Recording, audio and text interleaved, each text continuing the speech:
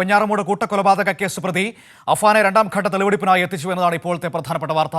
അച്ഛന്റെ സഹോദരൻ അബ്ദുൾ ലത്തീഫ്, ഭാര്യ സാജിദ ബീഗം എന്നിവരെ കൊലപ്പെടുത്തിയ വീട്ടിലാണ് ഇപ്പോൾ തെളിവെടുപ്പ്. വിവരങ്ങളുമായി വിജിൻ ചേരുകയാണ്. വിജിൻ, നേരത്തെ പല കേസുകളിലായി തെളിവെടുപ്പുകൾ നടന്നുകൊണ്ടിരിക്കുകയായിരുന്നു. ഇപ്പോൾ അച്ഛന്റെ സഹോദരനെയും ഭാര്യയും കൊലപ്പെടുത്തിയ കേസിലാണ് ഇപ്പോൾ തെളിവെടുപ്പിനായി എത്തിച്ചിരിക്കുന്നത് അഫാനെ.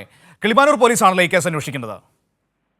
തീർച്ചയായും കിളിമാനൂർ പോലീസിനാണ് ഈ കേസിലെ അന്വേഷണ ചുമതല. എന്തായാലും നിലവിലിപ്പോൾ ഇന്നലെയാണ് പോലീസ് കസ്റ്റഡിയിൽ അഫാനെ വാങ്ങിയത്. ഇന്ന് ഇപ്പോൾ തെളിവെടുപ്പ് ആരംഭിച്ചിരിക്കുകയാണ്.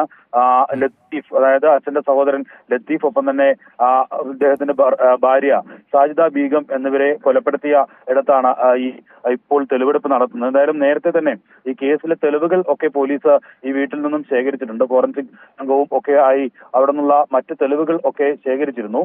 നിലവിലൊരു നടപടിക്രമ ഭാഗമായിട്ടാണ് അഫാനെ എത്തിച്ച് എങ്ങനെയാണ് കൊലപ്പെടുത്തിയത് എന്നൊക്കെ നേരിട്ട് ചോദിച്ചറിയുകയാണ് ഈ ചോദ്യം ചെയ്യലിന്റെയും തെളിവെടുപ്പിന്റെയും ലക്ഷ്യം എന്ന് പറയുന്നത്.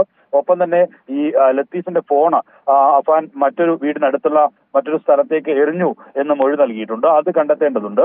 ഒപ്പം ഇയാളിൽ നിന്ന്, ലത്തീഫിൽ നിന്ന് 80,000 രൂപയോളം ലത്തീഫ് വാങ്ങിയിരുന്നു എന്നുള്ള മൊഴിയുമുണ്ട്. ഈ ലത്തീഫിനെയും അതുപോലെ തന്നെ ഭാര്യയും കൊലപ്പെടുത്താനുള്ള കാരണം എന്ന് പറയുന്നത് അത് ഈ കടബാധ്യതയുമായി ബന്ധപ്പെട്ട് നിരന്തരമായ കുറ്റപ്പെടുത്തലും ഒപ്പം തന്നെ പരിഹാസവും ഒക്കെ ലത്തീഫിന്റെ ഭാഗത്തുണ്ടായതിനുള്ള പ്രകോപനമാണ്.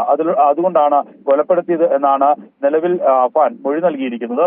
അതുകൊണ്ട് തന്നെ ഇക്കാര്യത്തിലുള്ള കൂടുതൽ വിശദമായ വിവരങ്ങളൊക്കെ പോലീസ് ശേഖരിക്കും. 3 ദിവസത്തെ കസ്റ്റഡിയാണ്. ഇന്നലെയും ഇന്നും നാളെയുമായിട്ടായിരിക്കും കസ്റ്റഡി. കിളിമാനൂർ പോലീസാണ് കസ്റ്റഡിയിൽ വാങ്ങിയത്. ഒപ്പം തന്നെ ഈ അനിയൻ അഫ്സാനെയും ഒപ്പം തന്നെ ഈ വനിതാ പെൺസുഹൃത്തായിട്ടുള്ള ഫർസാനെയും കൊലപ്പെടുത്തിയ കേസിലാണ് ഇനി വെഞ്ഞാറമൂട് പോലീസ് കസ്റ്റഡിയിൽ വാങ്ങുക. ഈ കസ്റ്റഡി കാലാവധി അവസാനിച്ച് ജയിലിൽ ഹാജരാക്കിയ ശേഷമായിരിക്കും വീണ്ടും വെഞ്ഞാറമൂട് പോലീസ് 2 കൊലപാതകങ്ങളിലെ കൂടി കേസിൽ അഫാനെ കസ്റ്റഡിയിൽ വാങ്ങുക.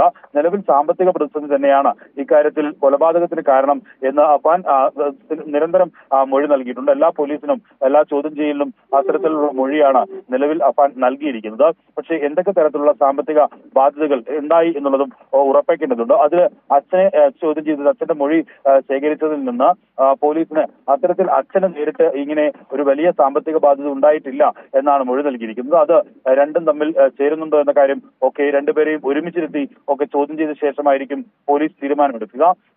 ആശുപത്രിയിൽ ചികിത്സയിൽ കഴിയുന്ന അമ്മ നിലവിൽ ഷെമി ആരോഗ്യസ്ഥിതി വീണ്ടെടുത്തിട്ടുണ്ട്. നിലവിൽ അവരെ തീവ്രപരിചരണ വിഭാഗത്തിൽ നിന്ന് മാറ്റി റൂമിലേക്ക് മാറ്റിയിട്ടുണ്ട്. അവരെയും കൂടുതൽ വിവരങ്ങൾ ധരിപ്പിച്ച ശേഷം അവരിൽ നിന്നും കൂടുതൽ മൊഴിയെടുക്കാനും പോലീസ് നിലവിൽ തീരുമാനിച്ചിട്ടുണ്ട്. 3 കേസുകളിലെയും കസ്റ്റഡി കാലാവധികൾ അവസാനിക്കുന്നതിന് മുമ്പായിരിക്കും ഇക്കാര്യത്തിൽ അവരുടെ മൊഴി കൂടി രേഖപ്പെടുത്തുക എന്നാണ് പോലീസ് വ്യക്തമാക്കുന്നത്. എന്തായാലും ഷെമിയോട് ഈ 5 പേരെയും കൊലപ്പെടുത്തിയ കാര്യം നിലവിൽ പോലീസ് ബന്ധുക്കൾ വഴി അവരോട് ഇക്കാര്യങ്ങൾ വ്യക്തമാക്കിയിട്ടുണ്ട്. നേരത്തെ മുഴുവൻ ആളുകളെയും കൊല്ലപ്പെട്ട കാര്യം ഷെമിക്ക് അറിയില്ലായിരുന്നു. പക്ഷേ അവരുടെ മാനസിക നില കൂടി ഒരു സ്റ്റേബിൾ ആയ സാഹചര്യത്തിലാണ് ഇത്തരത്തിൽ അവരുടെ കാര്യങ്ങൾ ബോധിപ്പിച്ചിട്ടുള്ളത്. എന്തായാലും അക്കാര്യത്തിൽ ഈ ഷെമിയുടെ വിശദമായ മൊഴി കൂടി എടുക്കും. ഏത് രീതിയിലാണ് സാമ്പത്തിക ബാധ്യത ഇവർക്കുണ്ടായത് എന്ന കാര്യത്തിൽ ഉൾപ്പെടെ ഒരു വ്യക്തത പോലീസിന് വരുത്താനുണ്ട്. അതിന് അവരുടെ മൊഴി കൂടി രേഖപ്പെടുത്തേണ്ടതുണ്ട്. ഒപ്പം തന്നെ ഈ സാമ്പത്തിക ബാധ്യതയ്ക്ക് കാരണം എന്തൊക്കെ തരത്തിലുള്ള ജീവിത രീതിയായിരുന്നു എന്ന കാര്യത്തിൽ ഉൾപ്പെടെയുള്ള വ്യക്തത കൂടി വരുത്താൻ ബന്ധുക്കളിൽ നിന്നും ഒപ്പം തന്നെ അച്ഛനിൽ നിന്നും കൂടി മൊഴിയെടുക്കാനാണ് നിലവിൽ തീരുമാനിച്ചിരിക്കുന്നത്.